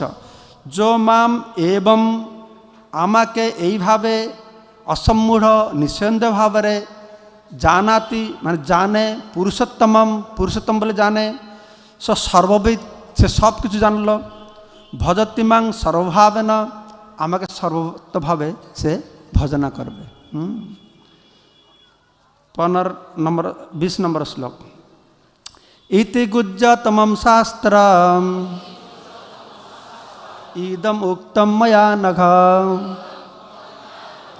এতদ্বুদ্ধা বুদ্ধিমান স্যাৎ কৃতকৃত্যশ্চ ভারত।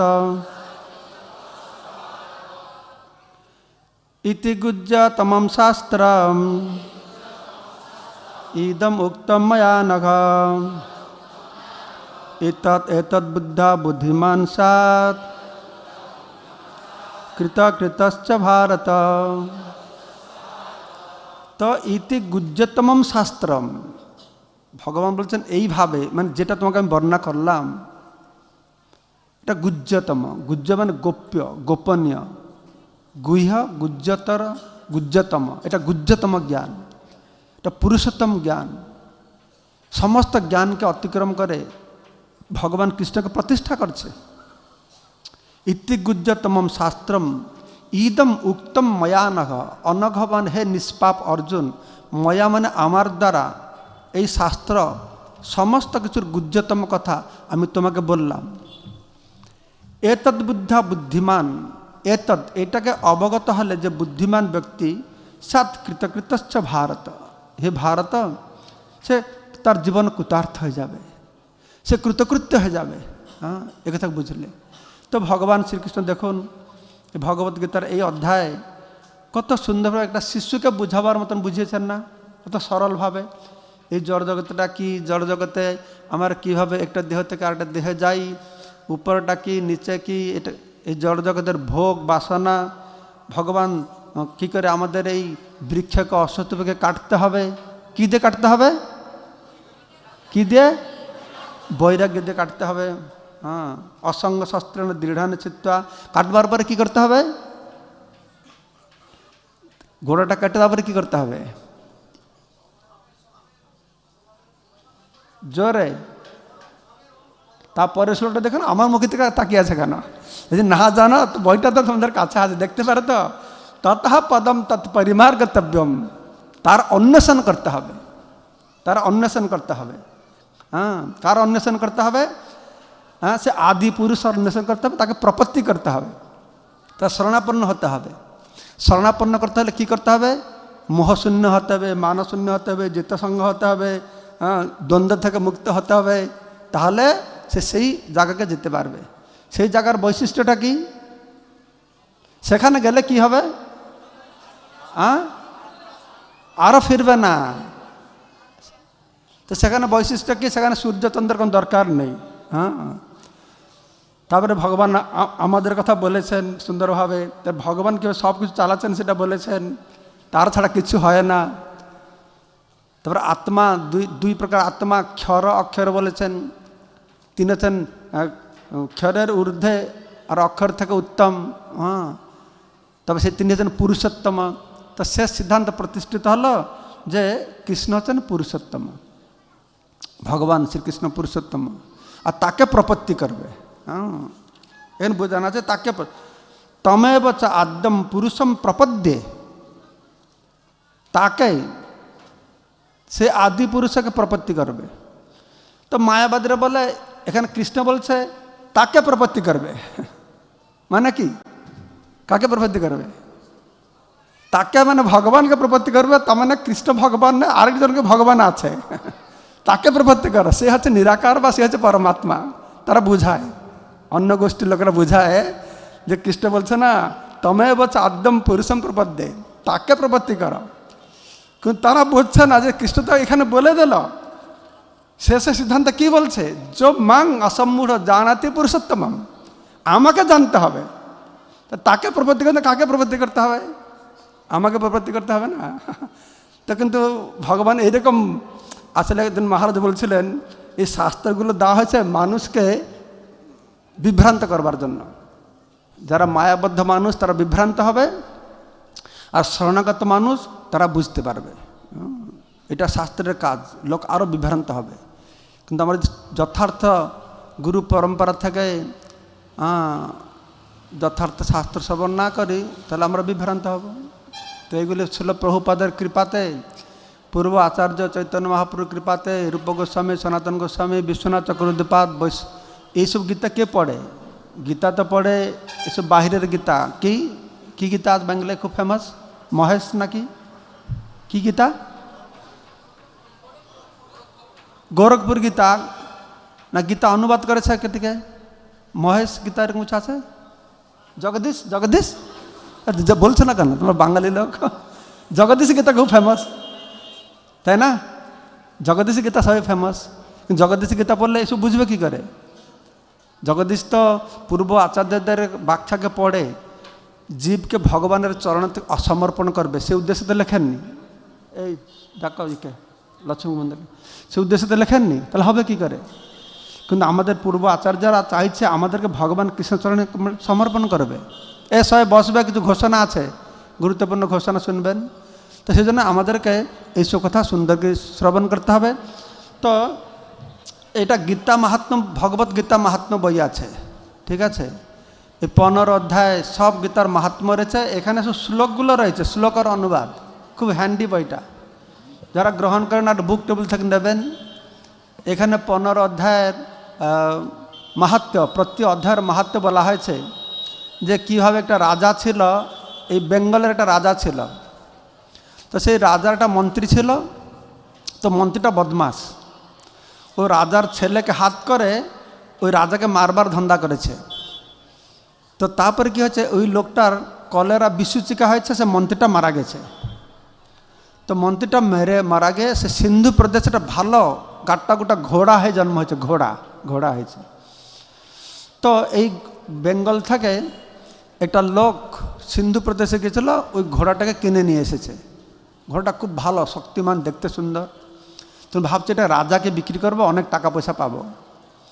কিন্তু সে ঘোড়াকে, এই মন্ত্রীটাই ঘোড়া হয়েছে। তো সে রাজাকে বিক্রি করেছে। রাজা দেখে খুঁজে, যার দাম তার ডবল দাম দিয়েছে।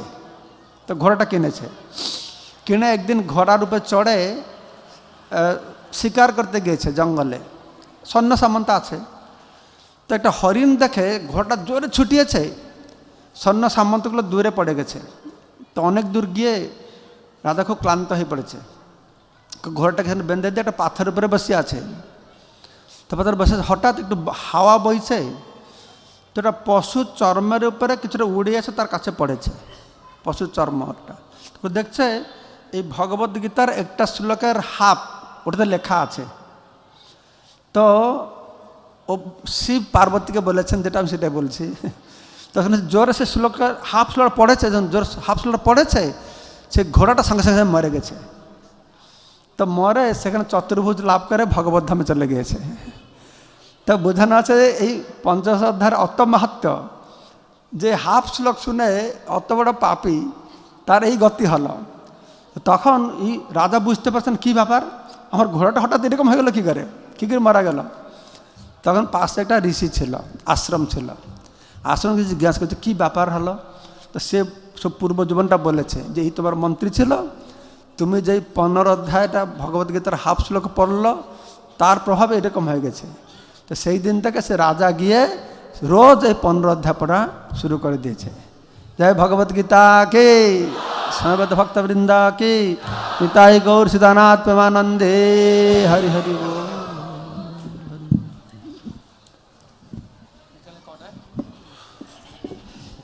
আপনাদের পা লেগে যায় না? অতক্ষণ বসে আছেন, 2 ঘন্টা হয়ে গেল, আমার তো পা লেগে গেছে।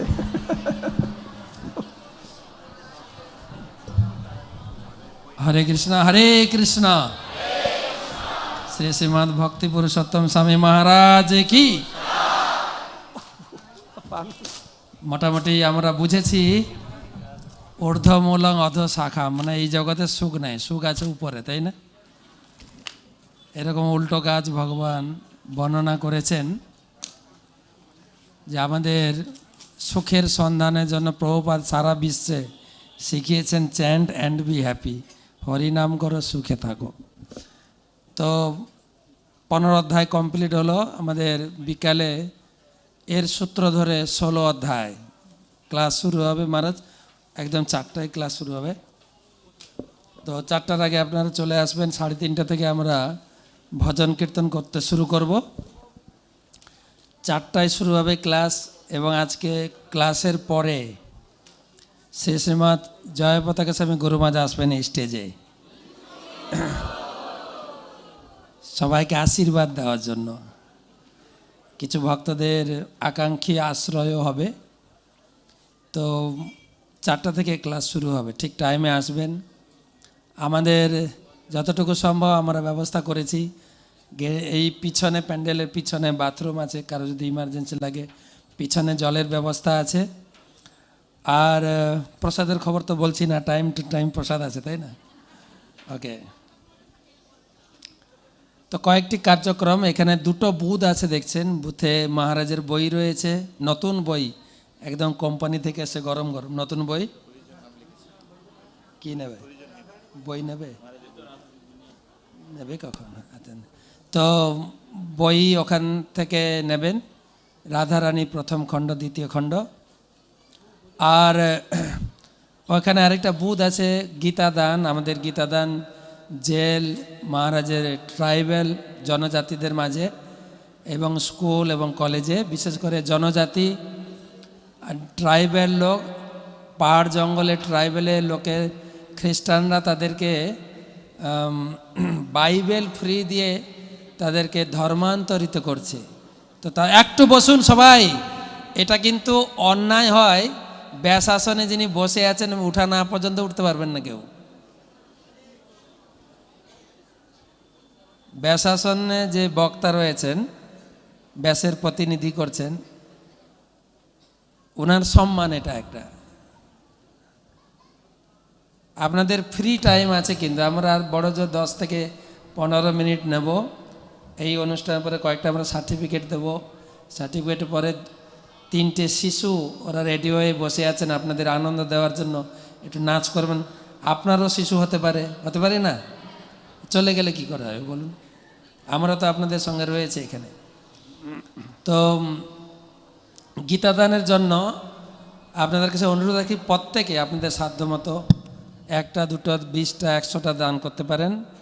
তো আমি ঘোষণা করছি, কালকে থেকে এ পর্যন্ত যারা গীতাদান করেছেন, মানিক সর্দার নদিয়া থেকে 31টি গীতা, রাধাকুণ্ড দাসী কলকাতা থেকে 12টি গীতা, অর্ণব চন্দ্র 24 পরগনা থেকে 11টি গীতা। ঋতুদীপ গৌর দাস হুগলি থেকে 11টি গীতা। 11টি গীতা। গীতা কুণ্ড হুগলি থেকে 5টি গীতা। সোমা ঘোষ হাওড়া থেকে 5টি গীতা। প্রতিমা ভৌমিক হুগলি থেকে 1টি গীতা। প্রতিমা দত্ত হুগলি থেকে 3টি গীতা। পরিতোষ চন্দ্র বেরা হাওড়া থেকে 1টি গীতা। লক্ষ্মণ চন্দ্র প্রামাণিক হাওড়া থেকে 10টি গীতা। মীরা সর্দার 24 পরগনা থেকে 11টি গীতা। অষ্টমী দাস মেদিনীপুর থেকে 1টি গীতা। অমিতেশ দাস মেদিনীপুর থেকে 1টি গীতা। অলোকেশ মাইতি 3টি গীতা। সন্দীপ বৈদ্য 24 পরগনা থেকে 1টি গীতা। সেবিনী হাওড়া থেকে 3টি গীতা। কৃষ্ণ চৌধুরী বহরমপুর থেকে 51টি গীতা। অলোকেশ মাইতি 24 পরগনা থেকে 24টি গীতা। রাধিকা দেবী দাসী বর্ধমান থেকে 25টি গীতা। সদাশিব প্রিয়া দাস 24 পরগনা থেকে 58টি গীতা। মোহন মিদ্যা মেদিনীপুর থেকে 1টি গীতা। সরোজ মুকুন্দ দাস কলকাতা থেকে 3টি গীতা। গোপাল নাথ মায়াপুর থেকে 3টি গীতা। সোনিয়া গড়াই কলকাতা থেকে 5টি গীতা। শুভ পাত্র দীঘা থেকে 1টি গীতা। কল্যাণী সেন কলকাতা থেকে 4টি গীতা।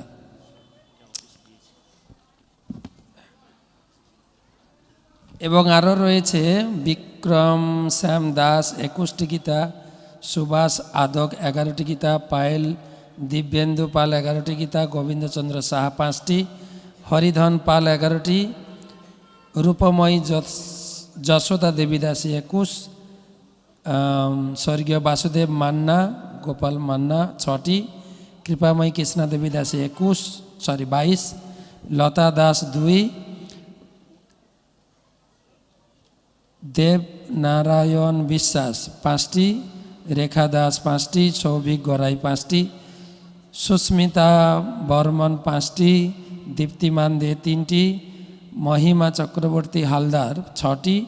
মৃণালকান্তি মণ্ডল 4টি। রামকৃষ্ণ মজুমদার 10টি। দীপ্তাংশু পাত্র 4টি। সন্ধ্যা অধিকারী 3টি। সায়নিকা রুদ্র 2টি গীতা। সবাই যারা গীতা দান করেছেন সকলের জন্য ভগবানের কাছে বিশেষ প্রার্থনা জানাই। গীতা বক্তা ভগবান কৃষ্ণ আপনাদের বিশেষ করে আশীর্বাদ করুন। সবাই একবার হরিনাম করব।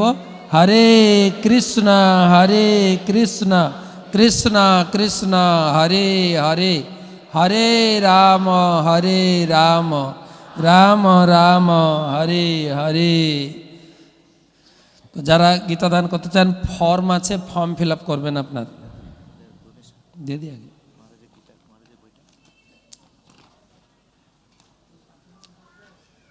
এরপরে দিয়ে এটা দিয়ে দিই।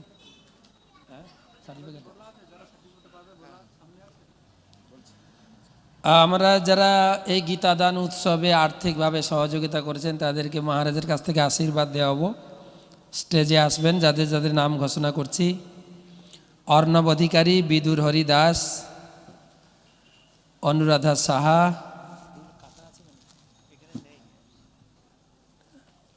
রূপময়ী যশোদা দেবী দাসী, বৃন্দাবনেশ্বরী দেবী দাসী, কাম্যবন কেশব দাস, কৃপাময়ী কৃষ্ণা দেবী দাসী, শোভা বিশ্বাস,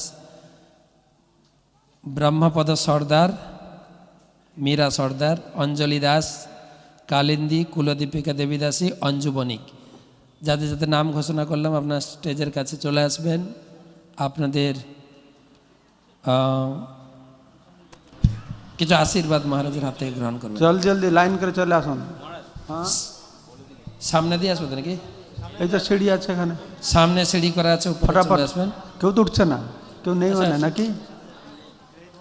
কেউ নেই তো এখানে, কেউ নেই সার্টিফিকেট নেওয়ার জন্য? না, আগে থেকে বলে সামনে রাখা উচিত ছিল না? ও ওইদিকে চলে এসছে। হ্যাঁ ঠিক আছে। এটা কি করেছে, কি জন্য দেওয়া হচ্ছে? এরা ডোনেশন দিয়েছেন আমাদের এই অনুষ্ঠান সম্পূর্ণরূপে। আমরা রেজিস্ট্রেশন ফ্রি করা আছে। হরিবল, হাততালি দেবেন।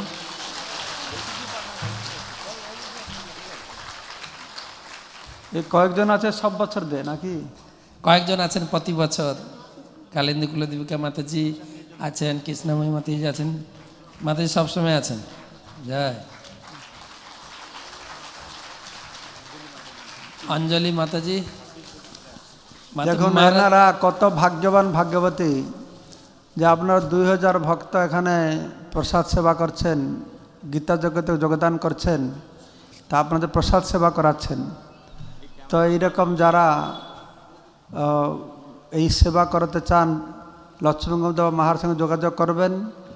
ধামে যারা গীতা শ্রবণ করছেন তাদেরকে প্রসাদ খাওয়ার এটা একটা সাধারণ কাজ নয়, এটা অসাধারণ সেবা আপনারা করবেন, আপনারা যোগাযোগ করবেন। হরে কৃষ্ণ।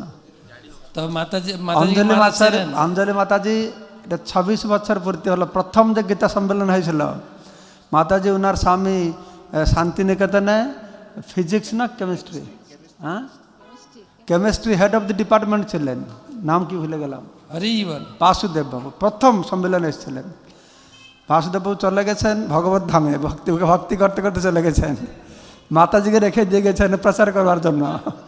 মাতাজি প্রতি বছর আসবে, হ্যাঁ সেই লেগাসি মেনটেন করছেন বাসুদেব প্রভু। হরে কৃষ্ণ আসবে তা নয়, সবাই প্রসাদ সেবাও করাচ্ছেন। হরি বল। আমারও একই অবস্থা। হরে কৃষ্ণ। অনেকদিন আর কি করবো?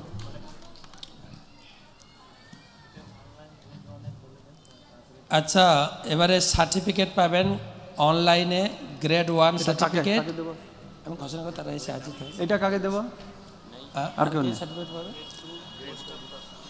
গ্রেড 2 পোস্টাল কোর্সের সার্টিফিকেট এখন দেওয়া হবে। যারা যারা সার্টিফিকেট পাবেন চলে আসুন সাইডে। আর যারা যারা মহারাজের বই নেবেন, নাম লিখিয়েছেন, তারাও বাঁ দিকে চলে আসেন, তাহলে আমরা সময় বাঁচাতে পারবো। বাঁ দিকে চলে আসবেন, প্রথমে সার্টিফিকেট দেওয়া হবে। গ্রেড 1 অনলাইন সার্টিফিকেট পাবেন যারা, আর যারা মহারাজের নাম লিখেছেন বই নিয়ে যাবেন, টিক দেবেন। হ্যাঁ,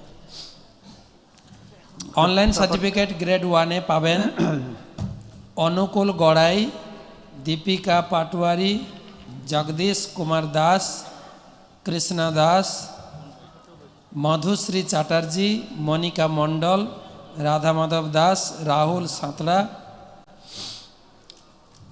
রত্নজিৎ বণিক। Grade 1 online.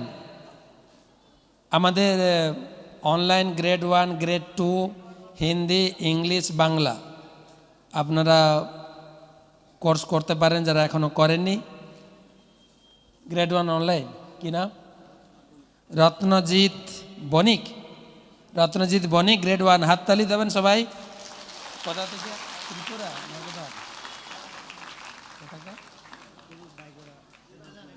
ত্রিপুরা। ত্রিপুরা অনেক দূর থেকে, এটা হাত তালেন। ত্রিপুরা থেকে কোর্স করছে।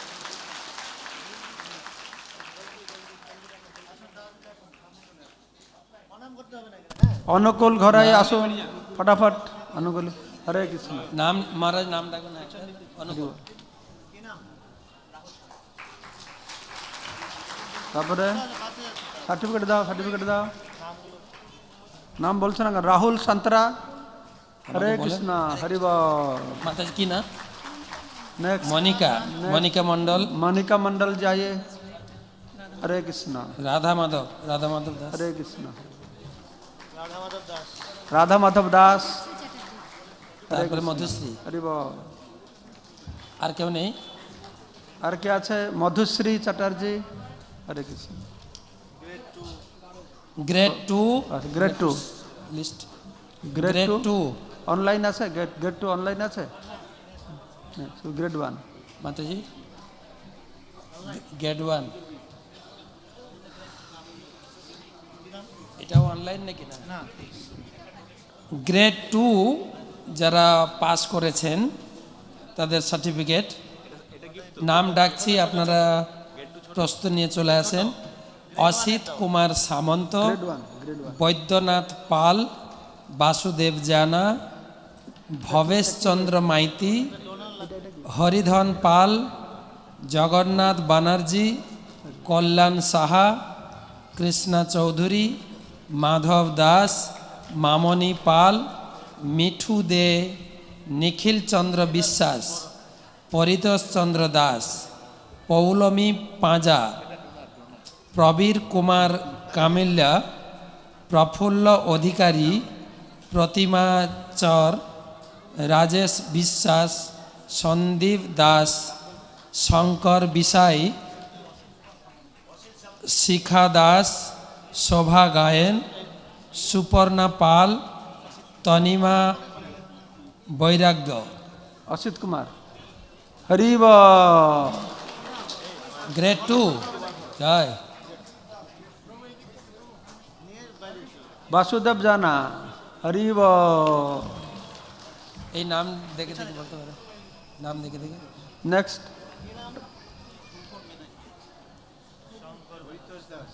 তাহলে আমাকে নামে পড়ে দিও, তাড়াতাড়ি খুঁজতে পারবো।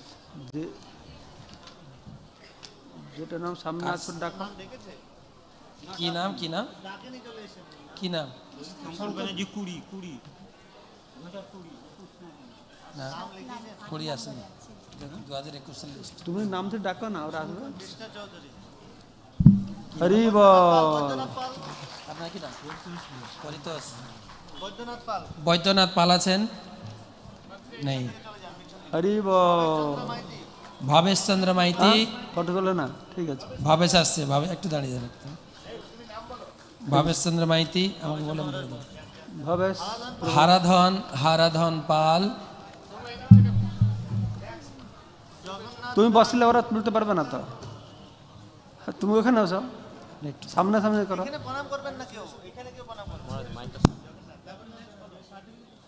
জগন্নাথের পরে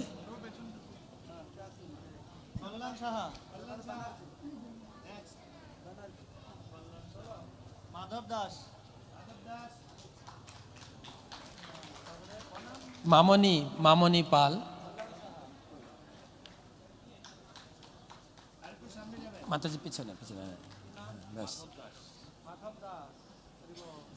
মিঠু দে। মিঠু নেই। মিঠু নেই। মিঠু নেই। মিঠু নেই। নিখিল চন্দ্র বিশ্বাস। পরিতোষ চন্দ্র। পরিতোষ। পৌলমী। প্রবীর কুমার। প্রফুল্ল অধিকারী। প্রতিমা চর। রাজেশ বিশ্বাস। সন্দীপ দাস। শঙ্কর বিসাই। এনার পরে শঙ্কর। শিখা দাস। শোভা গায়েন। সুপর্ণা পাল। তনিমা বৈরাগ্য। নেই তো? হ্যাঁ, আর কেউ নেই তো? ওকে, তো যারা যারা সার্টিফিকেট পেলেন গ্রেড 1 গ্রেড 2 তাদের জন্য গৌরনীতা এবং গীতার কাছে প্রার্থনা করবে একবার। হ্যাঁ, যারা ভালো করে গীতা উপলব্ধি করে, সবাই একসঙ্গে হরে কৃষ্ণ কৃষ্ণ কৃষ্ণ হরে হরে, হরে রাম রাম রাম হরে হরে। তো ধন্যবাদ জানাই মহারাজের কাছে যারা বই নিয়ে নিয়েছেন। মহারাজ নিচে বসেন, ডান্সটা শুরু করে দিই নাকি মহারাজ এখানে দেবেন বই? আছেন কেউ রেডি? বই আসেন বই নিচে। মহারাজের বই ওখানে নাম লেখাবেন, আর ওখানে গীতা দানের জন্য ফর্ম আছে, প্রত্যেকে চেষ্টা করবেন একটু একটু ফর্ম ফিল আপ করতে। Dance ready? মহারাজ নিচে বসে, মহারাজ নিচে যাচ্ছে। স্টেজটা খালি করে দে, 5 মিনিট বসেন। 3 জন শিশু তারা নৃত্য করে একটু আপনাদের আনন্দ দেবেন, তারপর প্রসাদ পাবেন। প্রসাদ কটায়? এখান থেকে গেলেই প্রসাদ শুরু হবে এই অনুষ্ঠান শেষের পরে। তো এখন দণ্ড নৃত্য হবে, শিশুদের নৃত্য দর্শন করুন, ঠিক বিকাল 3:30 থেকে আমরা ভজন শুরু করব, 4টায় ক্লাস শুরু হবে এবং 5:15 থেকে 5:30টার মধ্যে গুরু মহারাজ আসবেন স্টেজে। তো এখন নিত্য দর্শন করুন। নিচে নিয়ে যাও, নিচে বই দাও।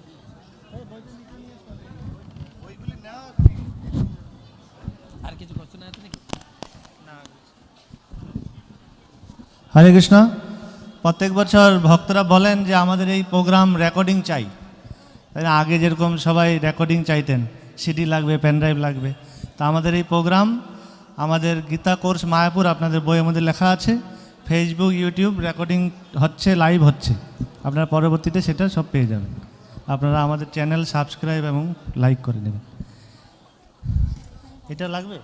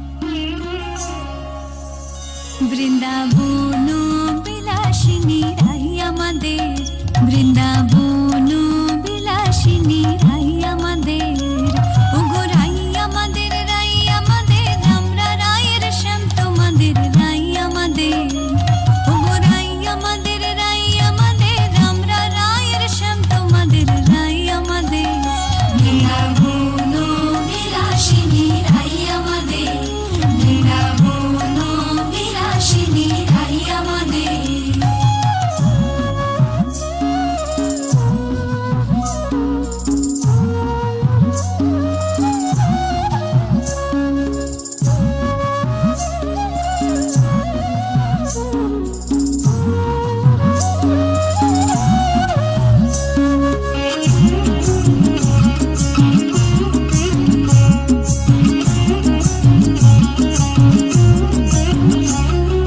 সুখ বলে আমার কৃষ্ণের চূড়াবামে হেলে, সুখ বলে আমার কৃষ্ণের চূড়াবামে হেলে, আর শাড়ি বলে, আর শাড়ি বলে আমার রাধার চরণ পাবে বলে চূড়া তাই তো হেলে, আর শাড়ি বলে আমার রাধার চরণ পাবে বলে চূড়া তাই তো হেলে, বৃন্দাবন বিলাসিনী রাই আমাদের, বৃন্দাবন বিলাসিনী রাই আমাদের।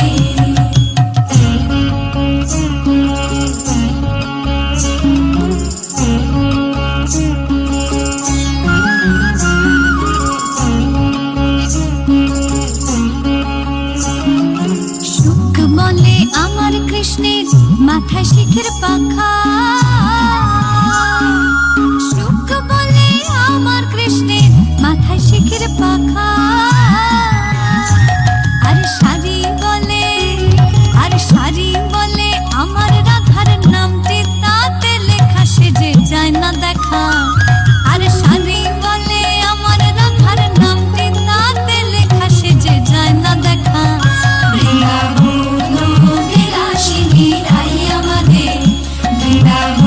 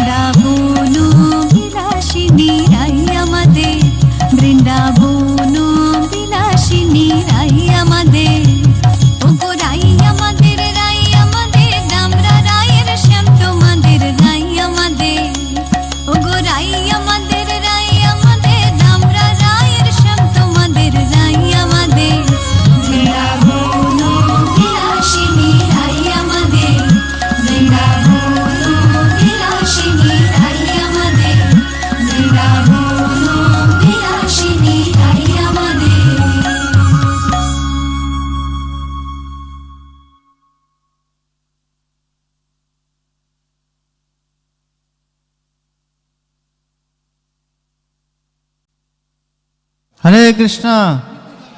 1 মিনিট, তোমাদের গিফট আছে ছোট ছোট, একটু দাঁড়ান। তো সকালে এখান থেকে প্রসাদে যাবেন এবং বিকাল ঠিক 3:30টার মধ্যে এখানে চলে আসবেন। মহারাজ 4টার সময় ক্লাস শুরু করবেন, 3:30টা থেকে আমরা ভজন কীর্তন শুরু করব। দিয়ে দাও। আমরা ছোট্টদের শিশুদের জন্য একটু গিফট দিচ্ছি, ওই বাচ্চাগুলোকে দাও। যারা মহারাজের বই নেবেন, মহারাজ এখনো বসে আছেন, ওনার সিগনেচার নিয়ে আপনারা বই নিতে পারেন। হরে কৃষ্ণ। যারা গীতা কোর্সের সার্টিফিকেট এখন এসছেন পাননি, গ্রেড 1-এর জন্য আপনারা অফিসে নাম লেখাবেন, বিকেলে সুযোগ হলে দেব, কালকের দিন আবার সময় আছে। একটা পার্স হারিয়েছে পিঙ্ক কালারের, গোলাপি কালারের, যদি আপনারা পেয়ে থাকেন টাকা আছে ওর মধ্যে, আমাদের কাছে জমা দিতে পারেন।